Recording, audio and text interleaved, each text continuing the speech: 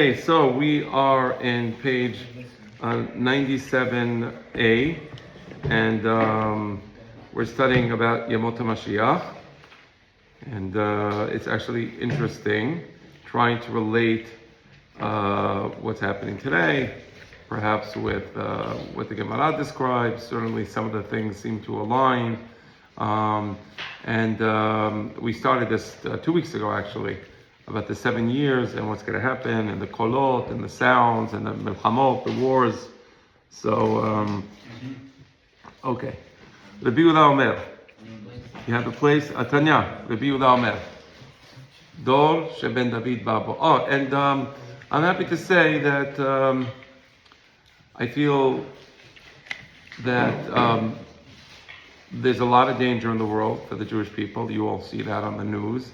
We saw what happened in Montreal, and what's particularly shocking about all these events happening in the world, whether it's Montreal, whether it's the Netherlands, is that Jews are singled out in the following way.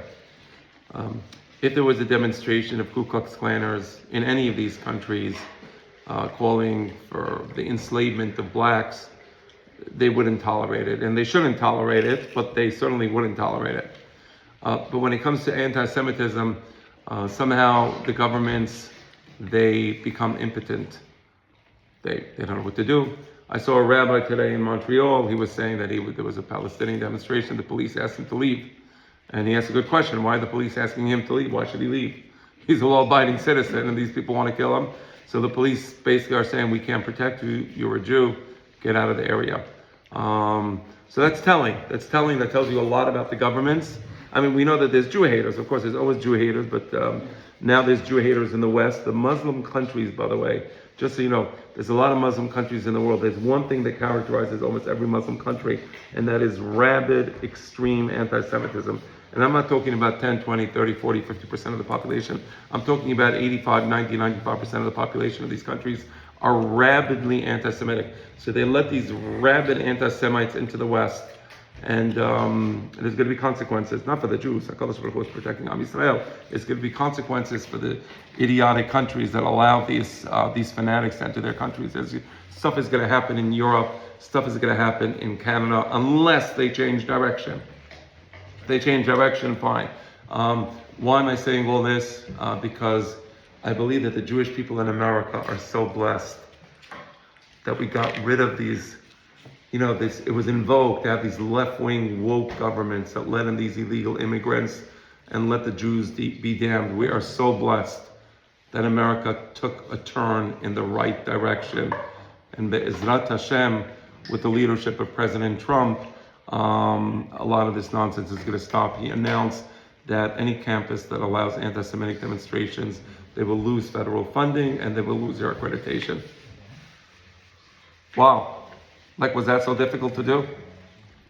No, it wasn't. And it's going to work. Anyway, so I'm in a much better mood than I was a few weeks ago. I just had to share that. It's 3 minutes. I said I'd be under 5 minutes on the politics. By the way, raise your hand if you don't like politics. What's one? Okay, raise your hand. Go ahead. Don't be embarrassed. Don't be embarrassed. Raise your hand. Just anybody who raises their hand is going to lose the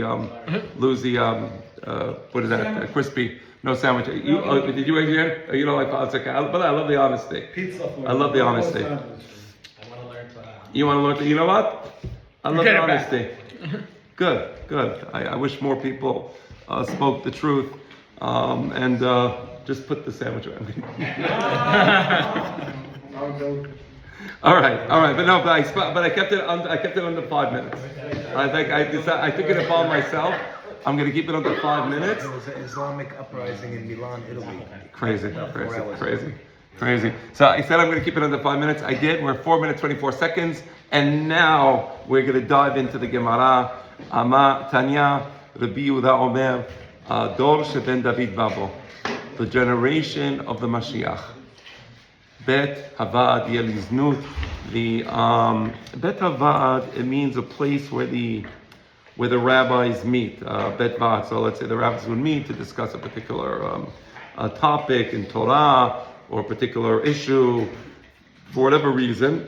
So it says something shocking. Bet Avad Yeliznut, the house of a meeting where the rabbis meet would turn into a place of ill repute, right? So how can you say that? I think this is an illusion, and just giving you my own mild interpretation, but you can choose different interpretation. I think this is an allusion to the mixing of politics and religion, which is not a good thing.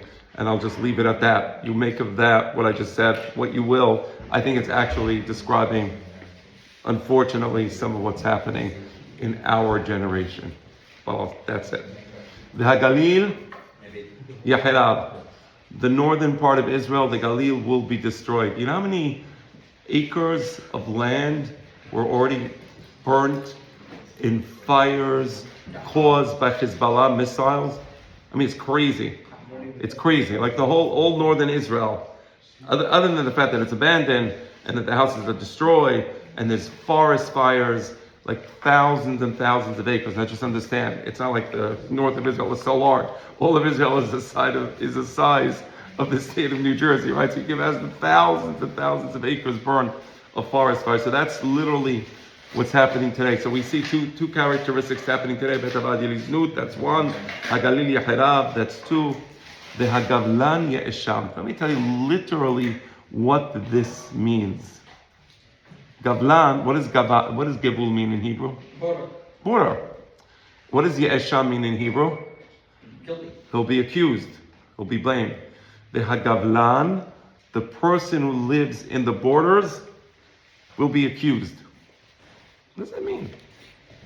So again, only because I lived in Israel, and because of that, I can understand certain things. One of the big things leading up to the peace process and leading up to the disengagement from Gaza and then leading up to October 7th was the following notion. The notion that the Jews who live in the territories, what they call territories, which is actually Yehuda v'Shomron, but okay, they call it the territories of West Bank, Gaza, that these Jews are to blame for the Palestinian terrorism. So the concept underlying a lot of the peace process, and let's just get out of Gaza, there'll be peace if we just run away, is that the settlers are to blame. And this is part of this was pre-October 7th, part of the rhetoric used to promote the peace with the Palestinians. Oh, these people, look, they're the reasons we can't have peace with the Palestinians, because you want to live in Gaza, or because you want to live in Yehuda v'Shomron, we can't have peace with them. So literally, Esham. I mean, it's like right here in the Gemara. It's crazy. So far we did three things, all of them today. Bet Avad Yeliznut. Whoa, okay. The Gemara said it, not me. Hagalil Yacherav. Whoa, that's crazy. Hagavlan Ye'esham. Yeah, that's exactly what led up to October 7th. The Anshe Gevul Yesovevu Me'ir Le'ir. And the people who live in these border places, be it Gaza or be it the kibbutzim next to Gaza, kibbutz Aza and other places, right? And then in the north, they're going from town to town. Velo yechonenu. And what does lo yechonenu mean in Hebrew? So lo yechonenu in Hebrew literally means they don't find grace in anybody's eyes. But there's another word that is used, or another meaning to the word. No. The pasuk says lo techonem. לא תכרות להם ולאלוהיהם ברית ולא תחונם. With respect to the goyim, who live in Israel and who want to take over Israel, don't show them any grace. Meaning, if you have to go to war, go to war. But then the Chachamim said, what does lo tachonnem mean? לא תהיה להם חניה בקרקע. You're not allowed to let them stay in Israel, because they end up murdering you. So לא תחונם, לא תהיה להם חניה בקרקע.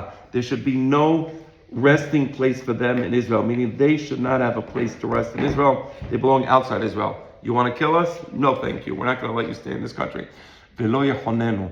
They're not going to have a place to rest. Now, as I told you, 2 weeks ago we started discussing it, and I said it's one of the crazy things is you see these beautiful hotels in Israel, with on the terraces, laundry, bicycles, just valises, luggage. You see it. It's people who don't have a place to live. And they've been like that for over a year. So this is, again, the fourth thing that is happening today, without question. The Chokhmat HaSoferim Tisrach. It is close. Right? It's crazy. It's a little close. Again, I'm not, listen, I don't like, I don't like making predictions, Okay. but this is pretty wild. I mean, this is, again, I don't know, whatever. Right. I'm just reading the Gemara, not explaining it, so it's not hard to understand what it says. Okay, the Chochmat Asoferim Tisrach. The people who are true scholars of Torah, they're not going to be looked at favorably. They're going to be looked at disfavorably, and people are going to be interested in nonsense. The Chochmat Asoferim Tisrach. And if a person really has fear of sin, meaning a person is truly pious, is truly upright in the way he behaves, and he takes the mitzvot seriously, that people are going to be mocking him. I'm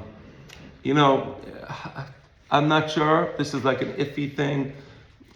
Thank God in Israel there's a lot of people who want to return to the Torah and to the mitzvot, and then there's people who try to oppose that, so that there's hatred even among. So there was a case recently in Israel of a kid. Chabad came, God bless the Chabad, Chazit, that rabbi was killed, really. What a I should have mentioned that at the beginning. So really Chazit, what a horrible thing. The Chabad are wonderful people. I mean, I'm not a Chabadnik, but they're wonderful people. I can't, what else can I say about them? They're warm, they do chesed. Anyway, so they in this particular instance, it was in Tel Aviv, and it was a Chiloni school, and there was a Chabadnik that would go there in the morning, and outside the school, many of the Talmidim, they didn't own tefillin, so he would put on tefillin for them, and they would be happy. And then it caused a whole controversy. People came to demonstrate against it, to try to stop it. Okay, again, it's kind of a weird thing. I'm not sure. I don't know. A little iffy. I'm just brought it to your attention. But this last one is true. The face of the generation will be like the face of a dog. Wow. The face of the generation will be like the face of a dog. What does that mean? What? Oh, they're eating the cats and the dogs. Okay. Baruch atah Adonai Eloheinu melech haolam shekol barot.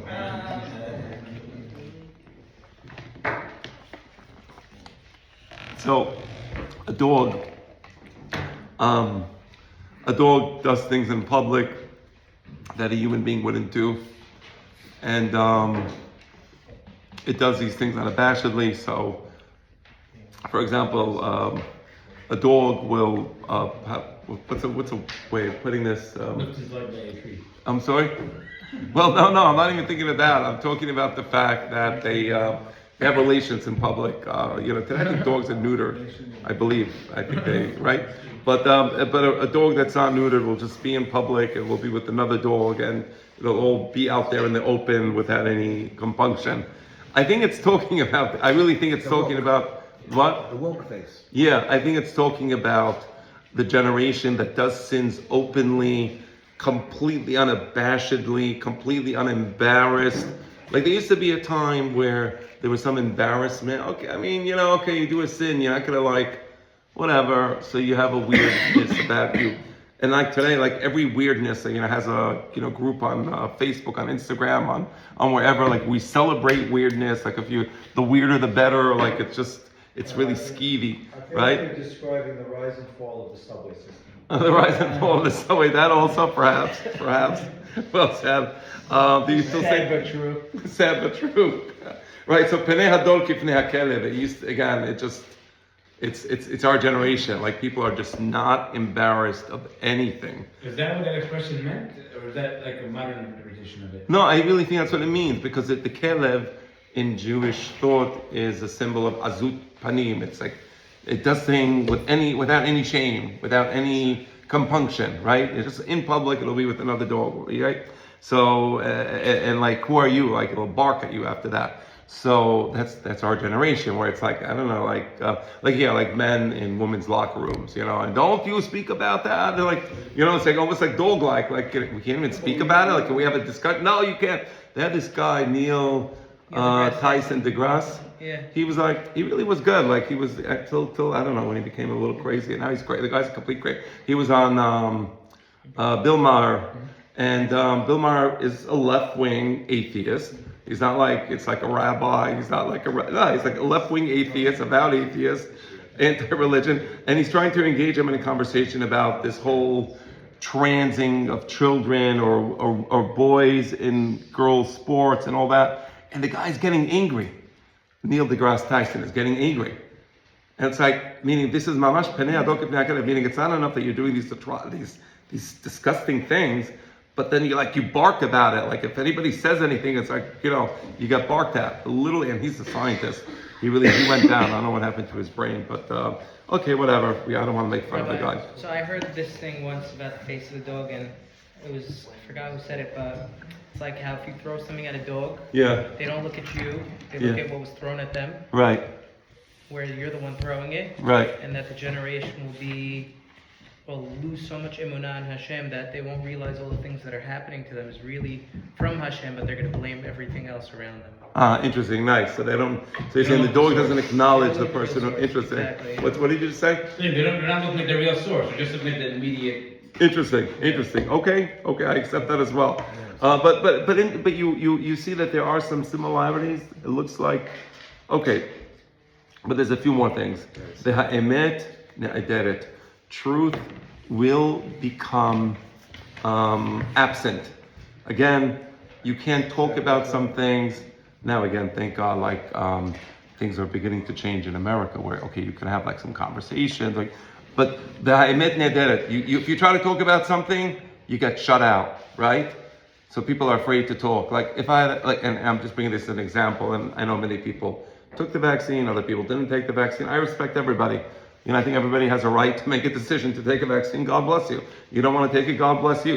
It's a personal decision. But the point is, you couldn't even have a conversation. So do you know the vaccine worked? Did it work? Did it have side effects? Can you show us some information about it? Whatever.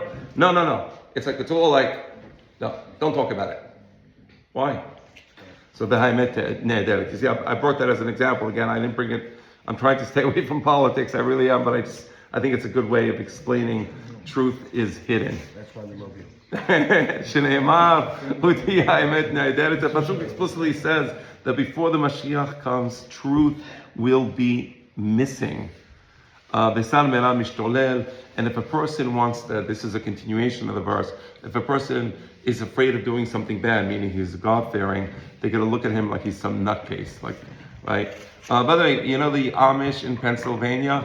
Yeah, so people look at them like they're nutcase. I'm not an Amish, I'm not a fan of the Amish, but it's I kind of respect them, the fact that they still have, their morality and their ways, right? But they're kind of looked at as kind of like weird, deviant creatures. So, so if a person tries to stay away from evil and tries to have an honorable life, he's going to be considered some sort of weird deviant by the people around him. Okay, so that's the description of the Yemot Mashiach. Now, on this thing, the ha'emet tehi ne'ederet, I skipped the Gemara, but I'm going to read it now because I see that I skipped a line. Amre de Berav, and this is crazy. Just listen to what it says. Melamed. What does it mean by ha'emet tehi ne'ederet? So ne'ederet, as I said, means absent. Truth shall be absent, right? But what does the word ne'ederet remind you of in Hebrew? Like a promise, no? Neder. Not neder, because that's here's an ayin. Eder. Who said eder? What does an eder mean? Like a flock. Sheep. Yeah, a flock of sheep, right? Adarim. Oh, that's good. Eder. So I said, what does it mean? Listen, this is crazy. This is really something. It says, Amre deverav. So in interpreting this pasuk of the ha'emet ne'ederet, it says, the word ne'ederet, it has a double meaning. It means the truth will be absent, but in the Bet Midrash of Rab, melamed shene'eset adarim. The truth will be based on mobs. There's going to be one mob and one mob, the holechet la. And as you have these mobs carrying away the truth, there's going to be no more truth. What does that mean? So this is an experiment done, I think it was done in the 90s actually. It was a social, psychological experiment. I believe it was called ASCH, the ASH test. You can check it up later on. But here's the experiment. So the experiment was they showed, let's say they had a bunch of students from university. They showed them a line.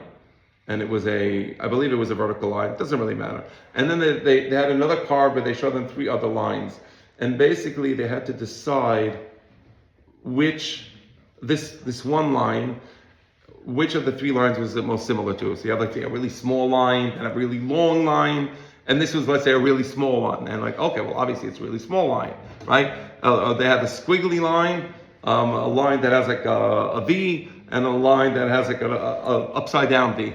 And this one would be an upside down V. Well, geez, like it's really easy. So, okay, so what happened? So they did this experiment, and then they had among the participants people who were actually part of the experiment. And what they did is they answered, at first they did everything regular. So everybody just answered the real answer.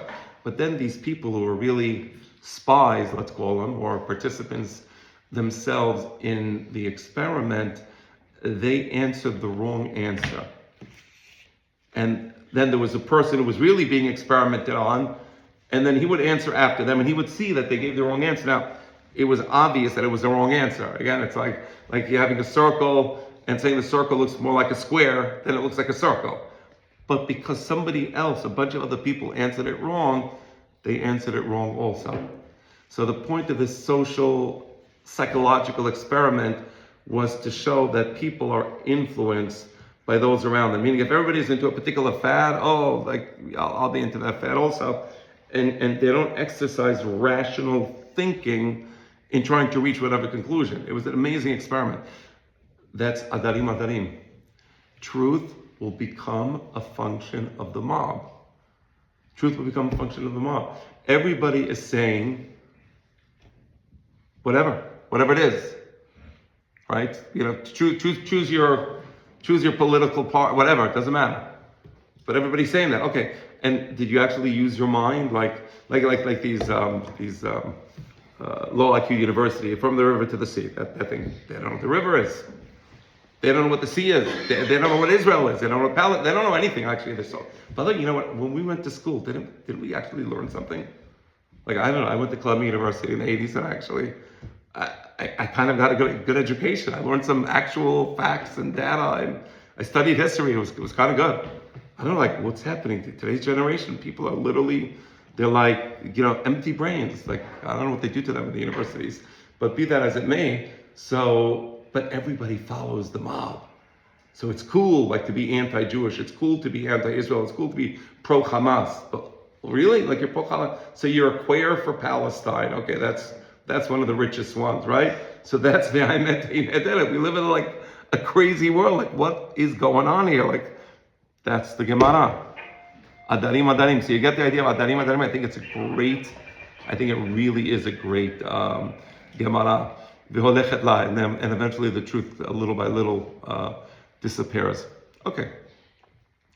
What does it mean, the second part of the pasuk, that it says that the person who is sar merah, person who tries to stay away from evil, will be looked down upon? So they explain in the Midrash of Rabbi Shela that it's going to be a generation that if somebody is good, if somebody is normal, he's going to be looked down upon. I just want to ask a question. I hope nobody gets offended. Are there any straight white men in this room? No one's offended. Okay, I just want you to all know you're all racist. Nobody else. Does anybody think they're not a racist? Raise your hand, don't be embarrassed. I'm a racist. You're racist. Okay, it's good, you admit it, that's good. You are a racist, you admit. But if you're not willing to admit that you're a racist, that makes you even more of a racist. Okay? So it's like, okay, I don't know, I'm just like a regular guy, I just want to work hard, make a little money, whatever. No, if you're a normal person, you're going to be despised by people, right? So, you have it right here. Okay, let's continue. So this is interesting. So we're talking now about the theme of truth and cheating, deception, lying.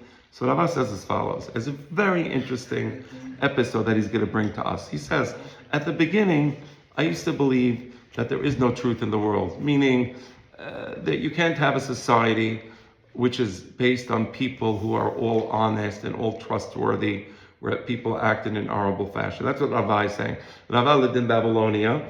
in the days of the Gemara, and he's telling his experience living there. So what happened? That was my initial thought. One day I was having a conversation with one of the Hachamim in the yeshiva, Rav Tavut Shemeh, and his name was Rav Tavut. Rav Tav Yomi Shemeh, and other people say, no, it wasn't Rav Tavut, it was Rav Tav Yomi. What word do you see in the name Tav Yomi or Tavut? What do you see in Tavut?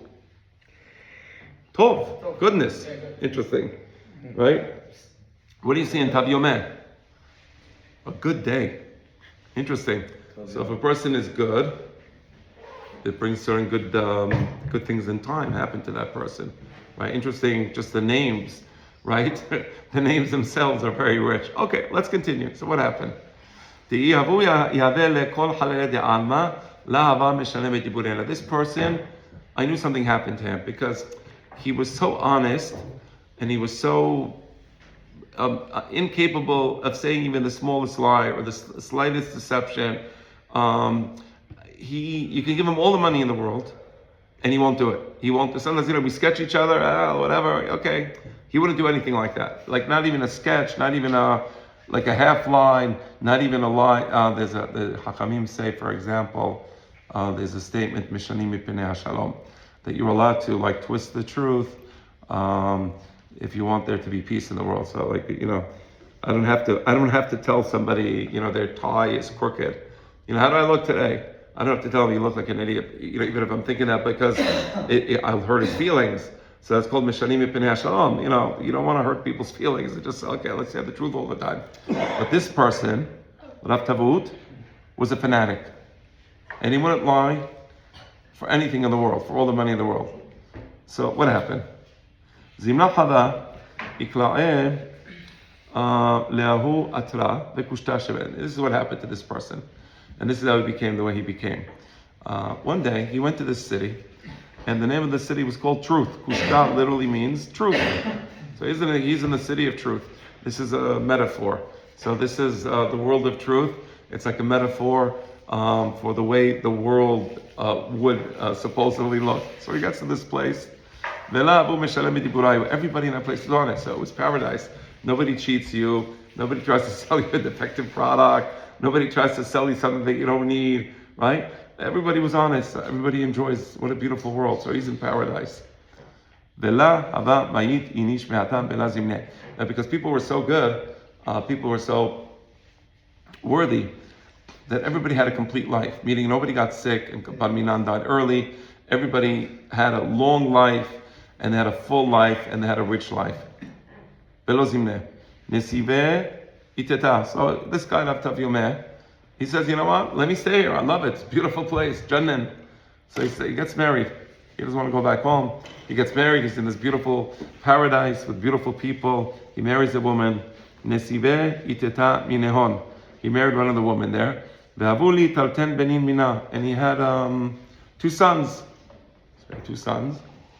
Yom Ahad, one day, Havayatva Davitu Vekah Haifa Resha. So one day, his wife was taking a shower, shampooing her hair, and I don't know if anybody's experienced, but the experience I have sometimes with some of my daughters, that when they take a shower and they're shampooing their hair, they can be there for quite a long time. I only know that because of the water bill. I try to figure out, associate the number of gallons or something bigger than gallons, maybe mega gallons, tons of water. I don't know what the correct denomination is, but they take very long showers, okay? I'm in there, I don't know, I can't stay with probably whatever, I get shampoo, soap, whatever, I don't know, but they figure it out. So she was shampooing her hair, she was taking a shower. So what happened? I'm sorry, what happened? So now the neighbor is coming to visit his wife. Now what's the wife doing? She's taking a shower. She's knocking on the door. So the neighbor is knocking on the door. She wants to visit his wife. He says, I don't want to say she's in the shower. So he lied. Now he's the first person to lie in this place. So he says, my wife wasn't here. His wife is there. But he just didn't want to deal with the neighbor. And, it's like, whatever, he's busy and she's coming. He doesn't want to talk to her, he doesn't want to wait. And he just lies, says, my wife isn't here. Okay, neighbor leaves. Shachivu letar ten benim. And when you live in a place of complete paradise where nobody lies, if you're the first person that lies, it's a terrible sin. His 2 sons died. Atu inshede atra lekameh. Now, this is like a tragedy. There was never a tragedy in this place. And like the people are coming to visit, Yechum Avelim, and they begin to talk to this Rav Tavyomeh, and they're like trying to figure out what happened. Like this never happened to us before. Now the stranger comes to the city, and suddenly this tragedy happens. So like, what happened? So they're investigating. Amrule, my high. Whoa. How did they can't believe it? They're in shock. How did your 2 sons die? Amar lehu achi ava maaseh. He says, listen, I got to tell you the truth. He doesn't want to lie anymore. He tells him the truth. So listen, I lied, and okay, so that's what happened. Amrule v'matuta minach pot me'atvim. They said, do us a favor, please. We don't want you anymore. Get out of the city. Vela tagreh behu motana. We don't want to be now. There's going to be people start lying to each other. One person lies, and another person lies, and another person lies. Then we're going to become like another what? Politicians. Yeah, nice. We're going to become politicians. Okay, so we want you out of here. We don't want it. We don't want any of this. So that's what happened. So that's why he became fanatical. So that's what the Torah says. Midevar sheker tilhak. Always, try to avoid deception. Try to avoid cheating. Try to avoid lying. When a person lies, it affects the mind in a way that the person who lies doesn't understand, right? So it's important to try to maintain your character with integrity for that reason, right? Because of course you're hurting the people around you, but God forbid, you could be affecting your own psyche, your own neshama. All right, so that was so the ha'emet he'en yadet. So now if you can imagine the days of Mashiach, there's going to be so much lying that there's going to be no truth anymore. So it's all going to be that the mob it's going to be mob mentality. Whatever the mob tells you to think is what you should think, and that's it. All right, Tanya. Continuing now back to the original topic of Yemot HaMashiach. Any questions, by the way, before we continue? If you have any questions, let me stop for a minute. We'll take questions or comments.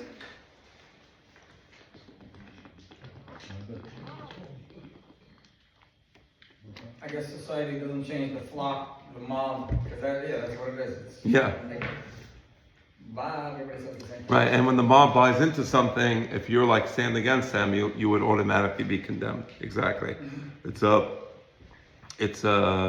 That's what Shlomo HaMelech says in the book of Kohelet. He says, "Marbe de'am, marbe ka'as." If you're the only person who has knowledge, it causes tremendous tension within you because you know the truth and everybody else is like talking nonsense. So Kohelet, who obviously Shlomo HaMelech was quite smart, he says, this that I have a lot of wisdom and intelligence is a very painful thing for me.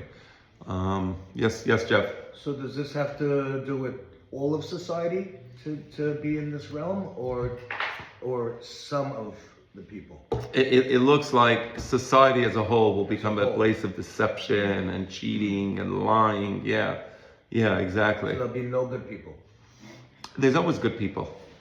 But it's society as a whole. We're judging, as when God judges Am Yisrael, when God judges the United States of America, He looks at the majority, He looks at the trends, and based upon the majority, that's how society is judged. When an individual is judged, that's different. So you can have, for example, Noah, Ish Sadiq Tamim Bedorotav, he was in his generation, he was the Sadiq, and he was the only Sadiq, everybody else was Rasha. Right? So we see many situations. Also, Abraham Avinu, the days of Abraham Avinu, everybody was doing Avodah Zarah, and Abraham Avinu was like, no, I'm not doing it. And they all ridiculed him. So that's the idea that there's never a situation where everybody is a Rasha. There's always going to be a few good people that understand the truth. Right? Okay. Another thing about Yemot HaMashiach, Tanya, Rabbi Nehorai Omer, Dor Sheben David Babo. Rabbi Nehorai says as follows: the generation that the Mashiach comes, Ne'arim Yalbinu Pene Zekenim. The young people will be disrespectful to their elders. Does that happen in our society? Yeah. Is that something? I don't know. There's no fear. There's no fear. Authority, nothing. Right. I heard, what's the name of that guy? James Carville. He was he was Clinton's advisor, and they interview him a lot on the. He's a Democrat. Obviously, he was pro-Democrat, pro-Biden, pro-Harris, but he said he was really upset about the election. James Carville, and you might have seen it. I think he's from somewhere like Louisiana. He has like a heavy Southern accent. Okay, he's a smart guy. I mean, I don't disagree with his I don't agree with his politics. I'm sorry. But he's smart, so I give him credit. I like hearing smart people. So anyway, so he was all upset, and they were telling him how Kamala Harris was listening to our advisors, and a lot of them were young, like 23-year-olds, right out of Harvard or wherever they studied. And he said something like, if a 23-year-old came and told me that you either implement this woke policy or I'm quitting. So this is James Carville describing what happened in the Biden White House. He was implementing all these woke policies, and they threatened to quit. He said, first of all, I would fire this 23-year-old. Then, after firing the 23-year-old, I'd find the person who will hire the 23-year-old, and I'd fire them also. Right? He was like, don't let no young person tell me what I'm supposed to do, what the policy should be. These people don't know anything. So I was thinking of this Gemara. Like today, nobody really cares that you're older and wiser and you have experience. And he does have experience and he's very intelligent. Nobody listens to him, right? Ne'arim yalbinu penei, the young generation would humiliate the old generation. That's what's going to happen. And not only that, the older will stand up before the younger, meaning they will have to show deference to it's usually the younger show deference to the older. No, it's going to be the older showing deference to the younger. Again, I really think this is part of what happened to the Biden campaign.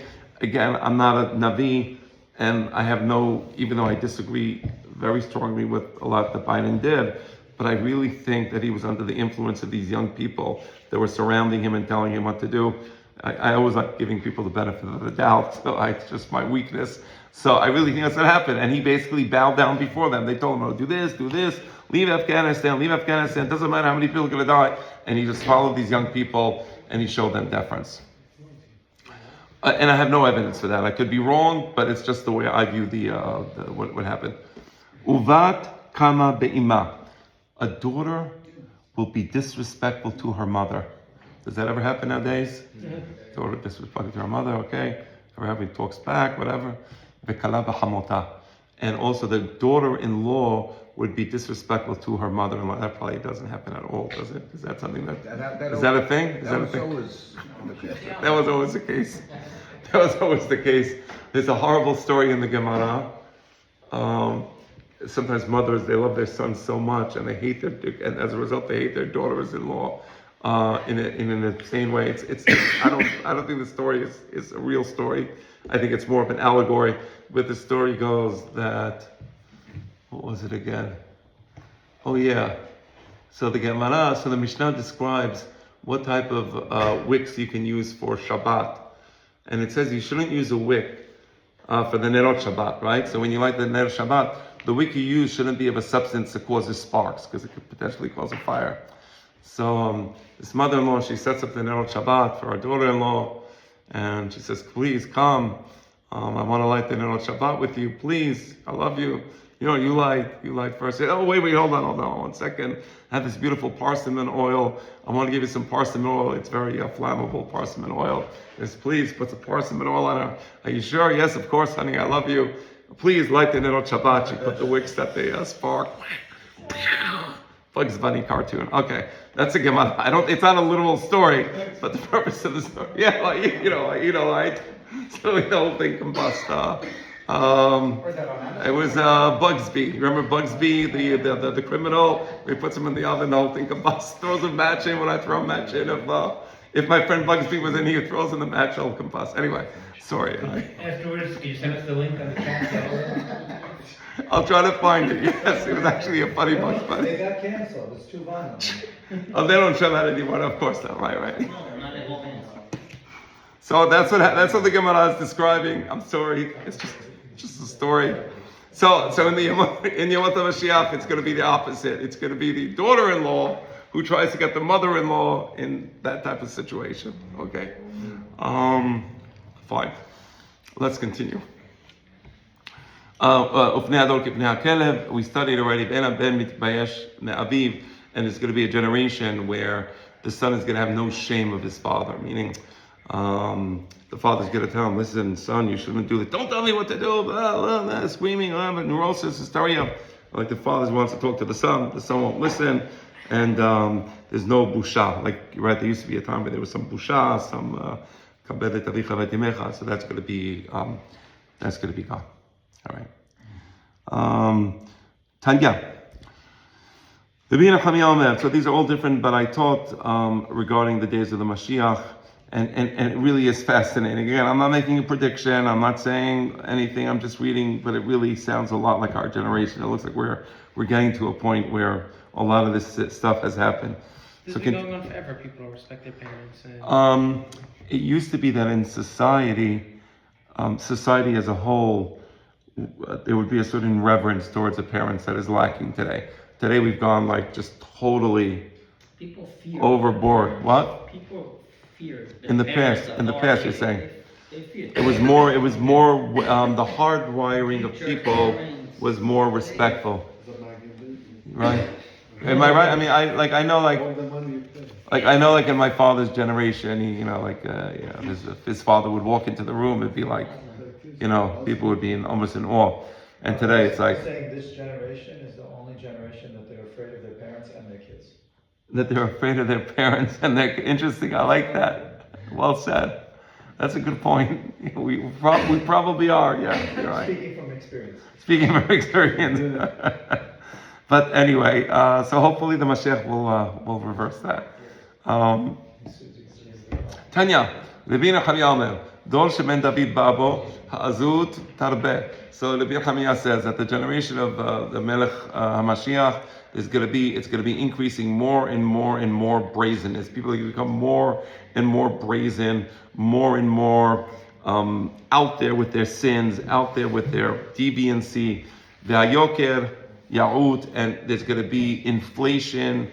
The inflation will go up. Even though that there will be an abundance in agriculture, and usually when there's an abundance, the abundance results in lower prices. Here there will be an abundance, and yet there will still be inflation. And society will become secular. Interesting. Europe became completely secular. They used to have some religion there. My parents lived there, I think, probably in the 50s under Franco. And my father tells me a few things. He says that, first of all, there was zero crime. So he said they lived in Barcelona. So he says when they lived in Barcelona, nobody locked their doors. They didn't even have a lock on their door in their house, which I was like, what? Like, don't you lock it? No, there was no lock. But then my father told me something interesting. He said that there was like a curfew. I don't know what the curfew was, 8:30, 9 o'clock curfew. And if a daughter would come home late, let's say 8:31, like slap in the face, how dare you? Like it was like a whole thing. And today it's like the exact opposite. It's like, Europe, forget it. Europe is like just, they're not even, like there's nothing even to talk about there anymore. Forget about religion and decency. I mean, it's just complete madness. And so the Western world has literally transformed itself and converted from, let's say, a society where there was some religion, whether it's Catholicism. I don't like Catholicism at all. In America, we had more, let's say, Protestant type, what? Christian Protestantism. There was a complete conversion over like 30, 40, 50 years where everything is just minut, complete atheism. So that's another character trait of the Yemot HaMashiach. Amar Rava, Maikera. Rava says, can you bring me a verse where we see that because there's a complete conversion to evil, that complete conversion to evil can actually be a sign that something good is going to happen? And they bring the following pasuk. So when you have the Mesorah, so the Mesorah is a type of skin disease where he has white blotches on his skin. Now what happens in the case of the Mesorah is that the Kohen comes to visit the Mesorah and he identifies it, and if he looks at the color, and based on the color he can say whether it's Mesorah and he's impure, or it's just some skin infection and he's pure. Okay? So if he's impure, he has Mesorah, the Kohen comes to visit him periodically to see what's happening with the Sarah.